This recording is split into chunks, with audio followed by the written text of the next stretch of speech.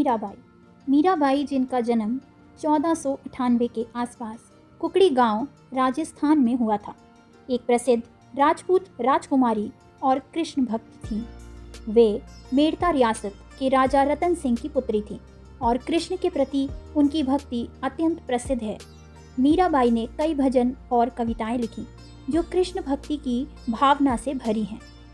मीराबाई के जीवन की कुछ महत्वपूर्ण बातें। पहला, जन्म और परिवार। मीराबाई मेड़ता रियासत के राजा रतन सिंह की पुत्री थी। उनकी माता की मृत्यु बचपन में ही हो गई थी और उनका पालन पोषण उनके दादा राव दूदा ने किया था। दूसरा, कृष्ण भक्ति। मीराबाई बचपन से ही कृष्ण भक्ति में लीन थी।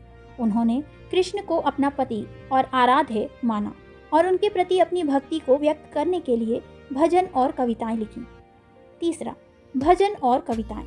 मीराबाई के भजन और कविताएं कृष्ण भक्ति की भावना से भरपूर हैं।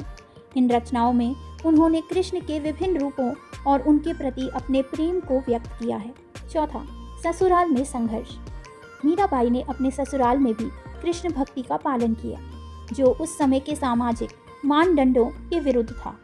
उनके ससुराल वाले उनकी भक्ति से असहमत थे और उन्होंने मीराबाई को कृष्ण की भक्ति से दूर करने के लिए कई प्रयास किए, लेकिन मीराबाई कृष्ण भक्ति से कभी विचलित नहीं हुई। पांचवा, प्रसिद्ध भजन।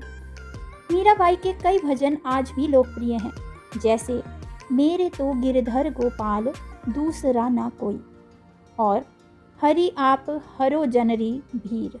छठा, मृत्यु। मीराबाई की मृत्यु के बारे में कई तरह की कहानियां प्रचलित हैं। कुछ लोगों का मानना है कि वे श्री कृष्ण की मूर्ति में समा गई थी, जबकि कुछ अन्य मानते हैं कि उनकी मृत्यु वृंदावन में हुई थी।